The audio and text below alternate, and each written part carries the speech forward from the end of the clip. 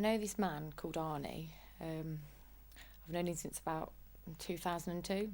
And, I knew him from around the area, but I got to know him through my friend. He'd be at my friend's house a lot, and when I saw him, he used to say stuff to me like, when are you going to come to me for a loan? And I just used to laugh it off, really. And he used to say to me, like, when was I going to go out with him? And this was openly in front of everybody. I just used to say, you're crazy, and I'd laugh it off. Then it was 2002 when my personal circumstances changed. I was really struggling for cash. I just lost my job, and I started to sign on. I was around my friend's house one day, and Arnie was there, and he said to me, are you ready for a loan yet? And yeah, I was feeling that low about losing my job, and I wanted to cheer myself up, so I said yeah. So I had a loan for £300. Arnie said that I had to pay him back £20 a week, and it was a total of £680 altogether.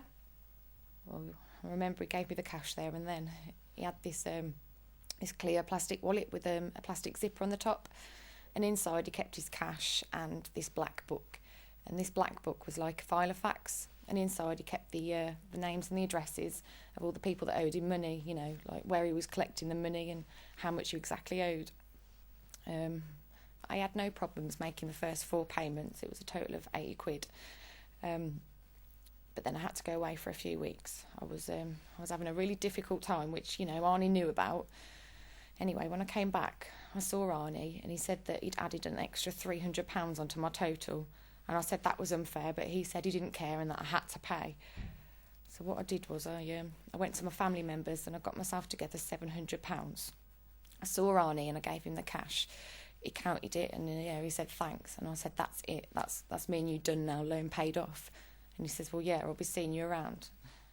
I gave Arnie the cash in, I think it was the June and the July.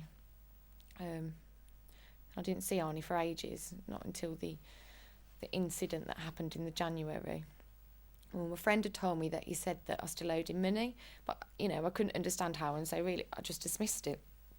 And I was around my friend's house, and Arnie came round when I was visiting, and he said to me that I still owed him money, and I was just like, no. And, initially he was all right about it. He was laughing and he was joking because he thought I was joking. But when I got serious, I said, well, no, I've paid you the £780. Arnie got serious. And he said that I had to pay for my ex-boyfriend's money as well. And I was like, no way, I wasn't going to pay. And that's when he changed. He had his sunglasses on, pushed down on his nose. And I could see his eyes, and his eyes went wide, and in this deep, serious voice, he said, get your gold off. And I said something like, no one's taking my gold off. And that's when he got up and he started walking towards me. I took my necklace inside my jumper, I pulled my sleeves over my hands, and, I pulled my knees up to my chest. I didn't know what he was going to do, but he grabbed me round the throat and he lifted me up off the sofa. He lifted me up so I was eye to eye to him. I was panicking because I couldn't breathe. My feet were off the floor. I could see my friend behind him. I didn't know what he was going to do. I was really scared, but he started to squeeze my neck harder and harder, and I could see my friend started to punch out at him, and I was trying to kick out. I didn't know what he was going to do next, but he threw me across the room.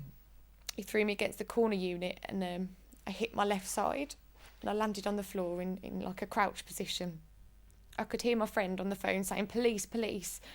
And Arnie was walking over towards me, and when he heard my friend on the phone, he walked back over and he ripped the phone out of the wall. Well, Arnie left. The police came and I gave a statement. And later that night, my mum had to call me an ambulance. I was in a lot of pain. I was still shaking and scared what had happened. And I was taken to City Hospital where I was examined, and I found that I had a cracked rib on my left side. I was in pain for about 6 weeks afterwards, and I had to sleep sitting up. Since the incident, I don't go back to that area. I don't go and visit my friends. In fact, I just avoid the whole area. I know he said to my friend that if I don't drop the charges, he's going to drop me off the cliff. I know he also said that he'll knock £300 off one of my mate's loans if she told him where I lived. I didn't believe her, so I asked her to let me listen. So what we did was, when Arnie came round, I phoned her up and she left the phone in the room that they were talking in. and I could hear exactly what was going on. I heard my friend give him the money, and my friend said that she'd seen me. And Arnie said, well, did you tell her that if, she don't drop the charges, I'll drop her off a cliff? And my mate was like, yeah, but she don't believe you. And Arnie was like, well, you better make her believe it. I did believe it. And I believe that he will come and find me and he's going to hurt me. I know that he's also said that it might be 5, it might be 10, or it might be 15 years, but he will find me and he will scar me. Earlier in the year, he phoned up my friend and he said that he knew my new address. My friend told me, and within a couple of days, I'd moved out of my flat. I'd moved into private rented accommodation, and I'm really struggling to pay the rent, but I don't care because I'm still scared that he's going to find me. Well, I'm too scared to go back to my own flat. When I leave the house, I look out for Arnie. If I see a car go past that looks like his, I hide my face. He really has affected my life.